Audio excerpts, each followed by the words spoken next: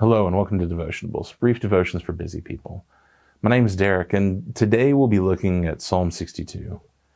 As we've been reading through the Psalms, we've seen a theme repeating itself for these last 10 chapters. Starting in Psalm 52 and continuing with today's Psalm 62, we have a series of Psalms of David as he turns to the Lord and as he looks to God and God alone for his salvation and strength. Some of these Psalms have told us the circumstance, the historical occasion for the writing. Psalm 60 comes in the context of a great battle.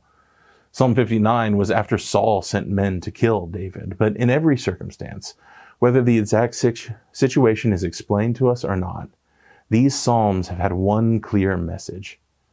It is the Lord who is David's hope and strength. In victory and in defeat, no matter the circumstance, David has been proclaiming that the Lord is his hope and salvation. And David starts the same way here in Psalm 62. For God alone my soul waits in silence, David says. From him comes my salvation. He alone is my rock and my salvation, my fortress. I shall not be greatly shaken. David is making the statement generally. It's a bold declaration of God's faithfulness and trustworthiness. The Lord is a rock, he is a fortress, and from him alone comes salvation. When David's trust is in the Lord, he will not be greatly shaken. And what does David have to add to that? David, God's mighty warrior, David who killed the Philistine Goliath, who drove out the Jebusites, who won victory after victory for the Lord. What does he add to his salvation and security from God? For God alone my soul waits in silence. In all these chapters before, David cries out. He fought, he made vows, and while the Psalms aren't necessarily arranged chronologically, the picture we have here is of David who has faced oppositions and difficulty again and again and again in each of these last 10 Psalms. And what he seems to have learned from it here in Psalm 62 is to wait. For God alone my soul waits in silence. It's not that David isn't facing problems. He isn't waiting because there's nothing to do. This isn't an idle man waiting by the phone for an opportunity to come. We read in verses 3 and 4 that David is under attack. How long will all of you attack a man to batter him? David isn't talking about someone else far away. Like the other Psalms in this section, David is the one who's under attack, and he's the one facing opposition. And he isn't coming from a position of strength either. Listen to how David describes himself, like a leaning wall, a tottering fence. If David's foes are coming with a battering ram, then their job is almost already done for them, because David is a leaning wall. He's a fence that's barely hanging on its hinges. By his own description, David is facing trouble, and he is half defeated, facing an enemy who only has one plan, and it is to throw him down. So in the face of this danger, this threat from deceivers and liars who are coming against him, what does David say to do? Wait. Again, in verse 5, David repeats the phrase from verse 1. For God alone, O my soul, wait in silence.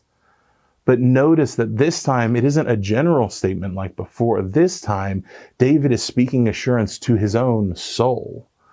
O my soul, wait in silence for God alone, for my hope is from him. In the face of opposition and struggle from all of these other Psalms and experiences in his life, David has learned to wait on the Lord. And brothers and sisters, let me tell you that so many times in life, we have to learn this lesson from David. In the middle of life, even in desperate circumstances, it's amazing how often we turn to other things to assure us. David could have trusted in his own abilities. He was a mighty warrior with mighty men who would have come to his aid. And David could have trusted in his position. He was once a lowly shepherd who had been exalted to the hero of God's people and even God's anointed one. He had wealth and power and position greater than what any of us in our comfortable, secure lives could possibly hope for.